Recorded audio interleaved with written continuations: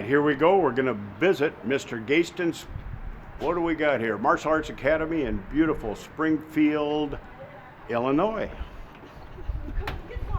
There's the man himself. How you doing, sir? Good to see you. Good seeing you always. Well, here we have, let's do a little pan shot. Look at all the handsome folks you have working there for you. You got a class going on out here. This is our noon class. Yep. Our noon today, noon and it's a Monday. Still got a full class. You want to tell us about your counter here as you come in? This is kind of interesting. Yeah, so one of the things that we did obviously we do the after school program, Empowering the Lives, the martial arts, so it's here on the sides here. But so rather than just having, when someone comes in, we always want to talk about the 9 principles. And we're kind of the 9 principles that we're committed to in our business, right? So creating a path of self-discovery, code of excellence in everything that we do, striving for progress, committed to creating a safer, stronger, and healthier community. We do Thanksgiving Basket Brigade and all that, those other things with that. Owning our integrity and delivering honest value, a lifestyle that develops confidence and happiness in our members' lives, on and off the mat. So we kind of talk about these 9 points, and this is also, it's a part about developing that culture, right? And this is a very critical part when we're doing our staff development training too, is that everybody's aware of what that's all about. Cool. So, let me just shoot a little picture down here of the base of. So then we got obviously the martial art, and then our tagline, Empowering Lives, and then. And you're also doing massed after school and summer camps? Yeah, we're newer to it. We did this was our first. Now I did it years ago, but it's a lot easier today with mass. We did a great job. All right. This thing keeps dropping on me. We'll keep going.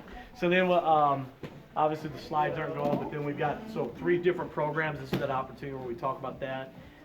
We do hyper, so we pretty much have went 100% just hyper gear, outside of the gis and stuff that we do for jiu-jitsu and stuff. So it's kind of how hyper Pro Shop is kind of set up here a little bit, and then a little bit of clutter here from the. There's our benches and stuff, obviously the lobby. But we're kind of in a work in progress, so I'll kind of explain this wall to you, and then they're getting ready to paint and sand down this wall in the back here. But ideally, what my big thing was, I wanted to have, especially if you're brand new, what's a talking point from the door to the intro room per se? Because not in a sense of sales, but in a sense that someone's coming in here and they're wanting to know, why is this the best place for my family? Be it that they're an adult, or be it that they're here for their children. So we kind of wanted strategically to have everything, rather than just random photos and stuff. So what could we do here to say we empower, but without some of the sparring or the grappling techniques or self-defense? It could be intimidating to someone that doesn't know. So we kind of try to go with friendly, just neutral type pictures for this. So that we empower.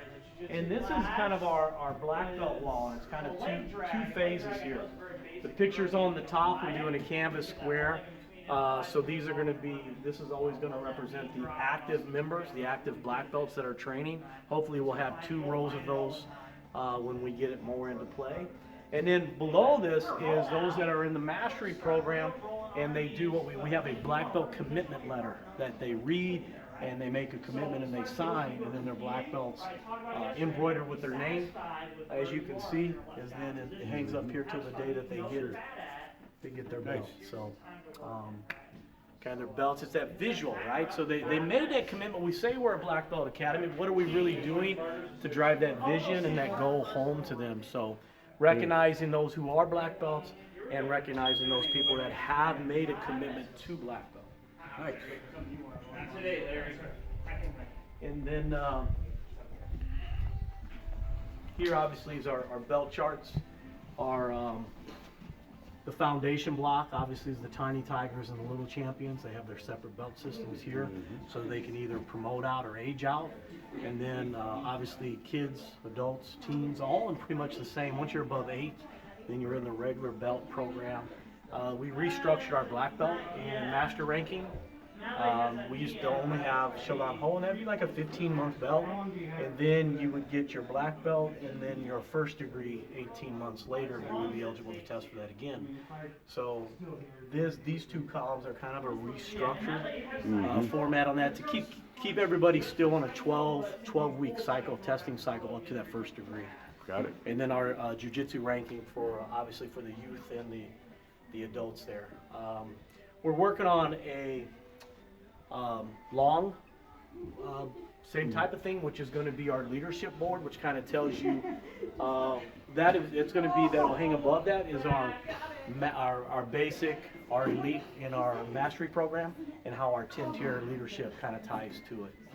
Cool. Here's our kids cave, our after school and summer camp room, kind of goes on back there. All right. And then here, what we're going to be doing on this wall right here is this wall is being redone. This is where the old posters were hanging. So you're here on the day that we have it, but we're sanding this down, and we're going to paint this blue, and it's going to say Springfield's best instructors, Nice. and coaches, and this will be all the staff pictures and 8.5 by 11 regular photos will be hanging up here and framed. Yep. The staff. So Cool.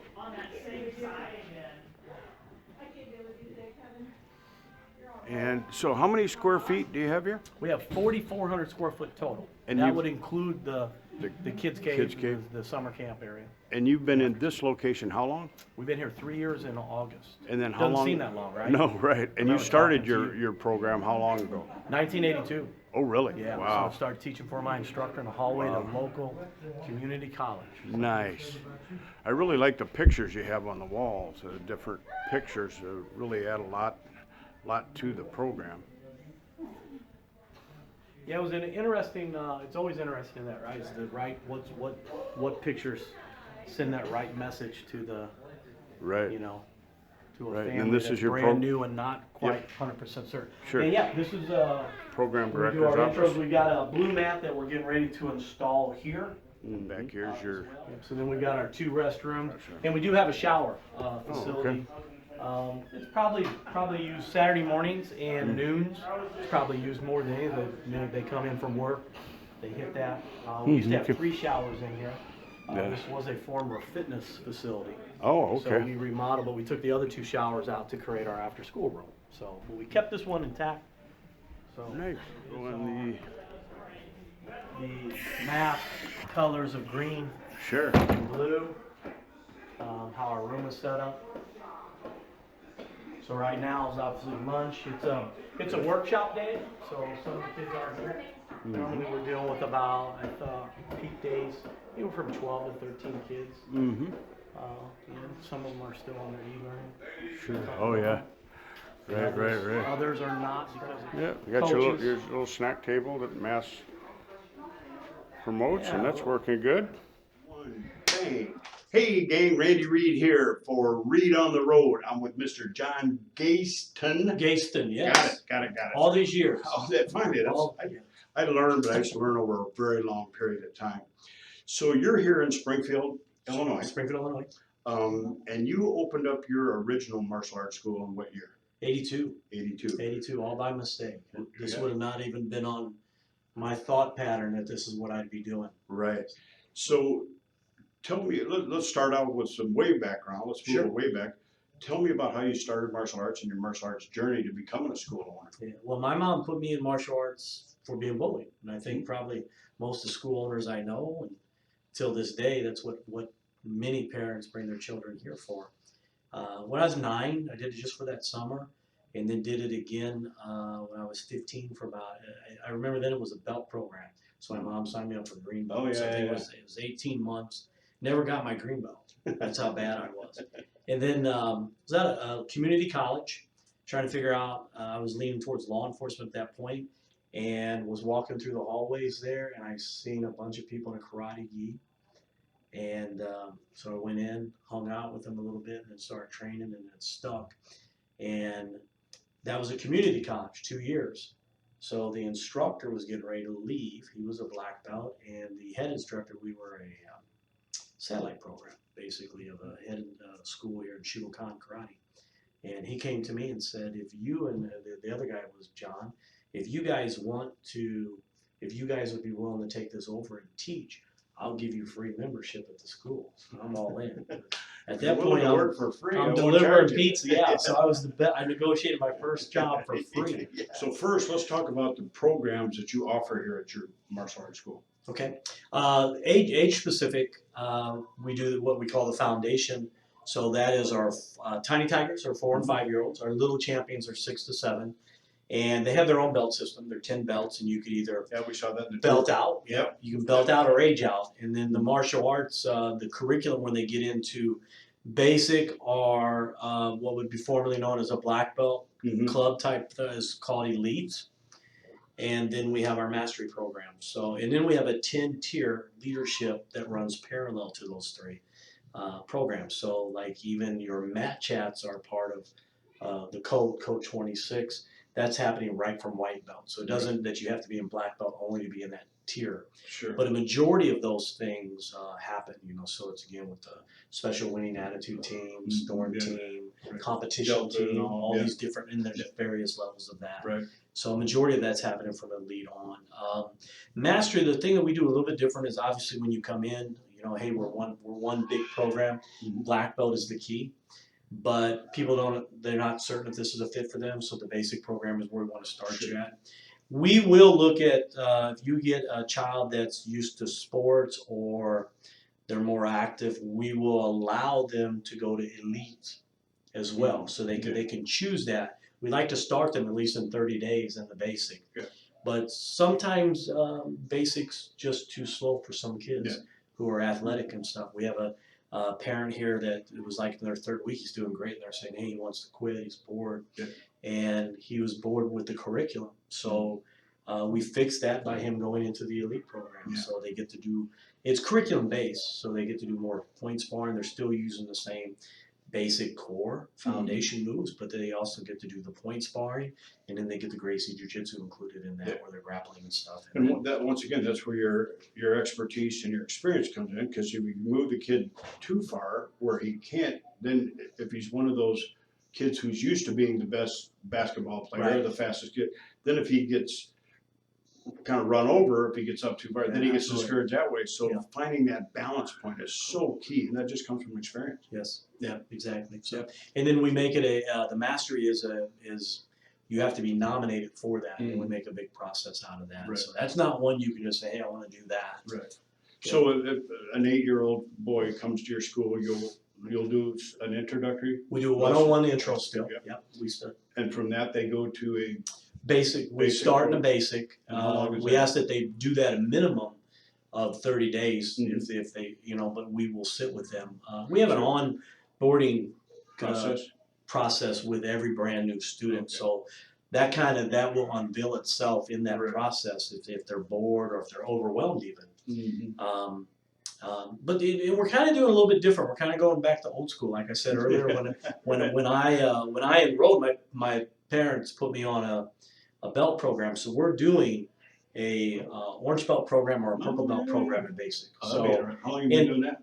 we're just now playing with it. So we've got it in place now for about 60 days. And the ideal COVID was to some to that degree, like, hey, let's say orange belt on the average takes 6 months, so maybe your program is 6 payments. However, if something comes up with baseball, basketball, or you're involved in other sports, it's all right. Continue your payments as planned, and then you're back in. Program, whatever. And then if it turns out to be 9 months or 10 months for you, we're going to do it that way. So we started playing with that. So when you ask like how long is it, ideally right now it's most of the people are coming in on an orange belt or a purple belt program, and then we're just trying to make it where it's away from that term membership that holds you to something. Like, hey, here's what you're going to see that's going to happen, and what can you see in the process of orange belt? What can you see in the process of purple belt? So that's the basic, and it's very curriculum-driven and program-driven for elite in the master's program. What I've found is a lot of people have a lot of different ways that they have their tuition structured. Right. But some of them are so good at the culture and so good at the way they probably got the wrong tuition thing, but it still works because they're so good at the other. Yeah, exactly. There was a big discussion, should a black belt team program be 3 years or 4 years.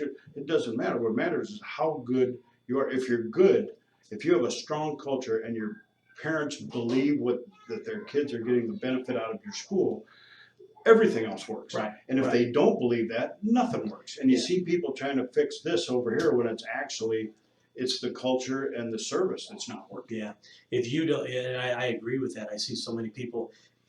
If you're going to do a 3-year program, make sure you have something that's worth 5 years that you're Absolutely. giving. Yep. Because Absolutely. if you don't, Yep. now that's when Yep. the value is not. And then they'll try to lower their price, or they'll try to Yep, exactly. do something kind of, and we've had our share of slippery people in our martial arts community, and they've tried some things that were that, and that's in any community. So Yep. we also have the people who are stalwarts like yourself. We've been around for decades now, and we're always learning, but we're getting it better than we did when we first started years Absolutely. and years. So what's the And then future hold for you? Grew your school, one, I don't know which one it was, but to a very substantial student body. Yes. That was 750 plus. Yeah, we had peaked at the 725 students Yeah. probably about 8-9 years ago. We hit that Right. status. I had moved away. To put that in perspective, I had was here. One of sold the actual operation to a student who continued all my black belts and that taught, and then I moved away and went to work for Greg Silva, United Professionals at the time in Coral Springs, and had moved back. Mom's health wasn't doing well, and then we pregnant. My wife was pregnant with our first, so we moved back home. So in '06, we reopened another. So we still had that other program, but then it reopened, and that's kind of. Yeah. So in 4 years, we kind of, I think it was 3 years. In '07 is when it actually kicked off in January. Right. So we did that 0 to 725 in 3 years. Cool. Well, then there were some business challenges that came. Absolutely. And Like as every we all business have, does. anybody out there that says it's all been ice cream and rainbows is lying. Right. Absolutely. And so you had to go through a rebuilding process. We sure and, did. And what year did that start? That was probably four or 5 years ago. Okay. We went through that, and there was multiple things that 2015, led to 16. that. Right. But the main thing that led to that was the place that we had leased. That family was going through its own issues. The landlord and their family. The guy who owned the business, the property, the 2 sons were taking over, and then that was just it. Yeah. So we lost that lease. So we went from 5,000 square foot to 2,300 square feet. So, so for the next 3 years, we were kind of like landlocked on that. So. Well, you sure got a beautiful school here, and I appreciate the Thank tour you gave us, and I met some of your staff. They're friendly, they're engaged, they're smiling through their mask, which is no easy trick in this day and age. So Absolutely. speaking of masks, let's just briefly touch on Sure. what you did to pivot and to keep in business when COVID hit. Yeah. I'm not, again, I think all of us were just dealt a hand. None of us knew what to do with. We are always trying to be transparent, and I kind of showed you the 9 principles that we use to operate. Transparency, just being honest. So, did the video, we communicated, we kept in that beginning stage. We did everything. Every class that was happening was Zoom. We continue then to film instructional stuff that was also on the app. So you had the live Zoom classes, the app where we would just go through and do techniques like you would on any online type program. Communicating, staying in communication with all the students on a regular basis was a challenge. Sure. We went into COVID. We had about 100 people in a fitness program, and the fitness took the hardest hit. Right. Because I think there's so many other things for them to do in fitness. But 511 active members when COVID, and when we were allowed to reopen June 26th, we were at 283. Wow. But again, 100 of that was fitness that we Yeah, so you we cut the fitness program. Right. So we're about 340 now. So I guess we could say 411. And we're 330, 340. Which is so fantastic. We're getting closer back to that martial arts side. So. In my travels and talking with school owners, there's a real correlation between schools that have a strong culture, strong communication, with how many they kept. You know, I've talked to school owners that have lost 70–80% of their student body like that. Yeah. That tells me the communication levels aren't there. So the communication level, all that does is communicate your culture and why you should keep training in martial arts. So Absolutely. you've got to have a culture here, obviously a very good one. Can you elaborate a little on, I see right where you start with your 9 principles and how you're sharing that with your students and how you're building this loyalty that they've stayed with you through the biggest pandemic in 100 years. Yeah, it's blessed in that area. But yeah, I think that's a huge thing. And anytime and you can always tell when there's that staff member that doesn't quite adapt to the culture. That's usually that staff member that you've got those most. And so we spend a lot of time making sure that those 9 principles aren't only communicated to the members themselves, but that our staff is trained that they actually understand, and that it's important for them to believe in that and adapt to that, or it's probably not their job for them. So I would give a lot of that to the credit to the staff, but it's 100% just communicating. That tagline, we empower lives through the martial arts, we keep that. We're very active on that, and we try through everything, if it's from misuse to during COVID, the extra times, our onboarding process that we do for a 12-week process. So that message is always there, what can we do to better serve you? And I know when I came up in the 70s and the 80s, you were lucky to be taught, right? That was the mentality. Now I think it's that we got to be extremely grateful that we're lucky we have someone to teach, and that we serve them. And I think that's really, truly, I know that sounds maybe cliche or pretentious, but that is by doing that, it's that mind shift, that we're not here to impress them. We're here to serve them. It's that mind shift, and it's the difference between some very successful schools and some that are struggling.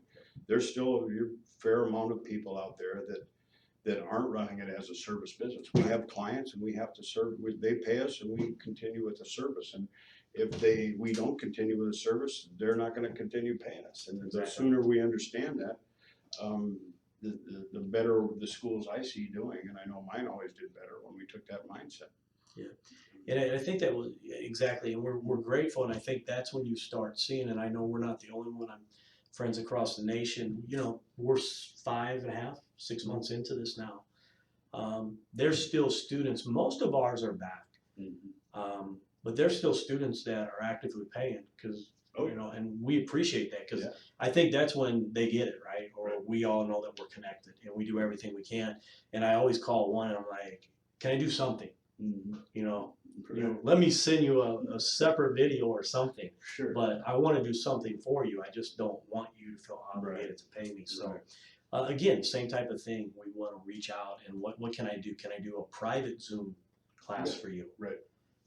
Can I do a private class for you? So what can we still do with that? And for the most part, most of our students are back actively, and we also want to maintain that with the flu season coming up. Is we want them to understand Zoom is still there. So we still Zoom every class. There may be nobody on it, but that camera's on. So we always so it's not like we take that away and then we want to kick that back in. We want it to. That might be the new norm. We don't know. Well, I heard a friend of mine say, the words that never want to come out of your mouth are, we're closed. And the last thing you want to say is, we're closing regular classes and we're doing Zoom. Right. You just say, we're open. We're just doing what we always do. We're just doing it this way now. Yep, it's kind of a bit of a mindset. And the other thing is, if it's strictly kicking and punching, they can go buy DVDs and learn how to do that. There's got to be a culture and a connection with the school, and and that comes from you and you to your staff and your staff to them. And if they don't have it, it's real difficult to even without COVID to be in business. Yeah, very difficult time. So when you were marketing before COVID, what kind of marketing were you doing then, and what are your plans now? I'm trying to. I think all of us get. If you were to ask me, I would tell you that I would probably got tunnel vision with so much social media marketing. We would still do the same thing that we used to do. That rule was to have 50 to 100 stores that would have our cards. We obviously moved away from lead boxes, but I'm not opposed to doing what we got to do, right? But, so we still try to get those things out there, and then I think the word of mouth. Like, so right now we're getting the referral is something that we're getting heavily into right now. So I think it's those same things, but I think like everybody, I'm trying to get back, like, what can I do above and beyond just social media? Because I think it's very easy to fall. For me, I feel like, watching my strength, all our strengths are always our weakness. Yeah. We did extremely well. We enroll 25 to 30 students on average per month in martial arts, and we're at 28 for this month, and I think And we're this at the is 27, September, 28, right. yeah. So, and I would say that a majority of that is contributed to social media, Facebook and online, but Instagram and all that. But I think we also realize we've gotten into a pattern, so we're trying to do more. So. Well, when social media came out, it was kind of a holy grail. Man, Yes. we can write the check, and now we don't have to do the stuff that we did that got us here. Right. And I think a lot of people fell into that trap, and I did. We all did. And now that has kind of worn off. And I mean, in this day and age, direct mail is working kind of again because nobody's using direct mail. It's kind of hard to do the in-store events if you're still closed down or under restrictions, but those are always the best. And obviously, the referrals are what make or break us. If we're not getting referrals, that means we're not doing a good job. And I think as a community, I don't think we've done a very good job. The best schools that I'm seeing, the very best, are hitting right around 50% referrals for new students. Mm-hmm. Most of them are under 10%, 5%.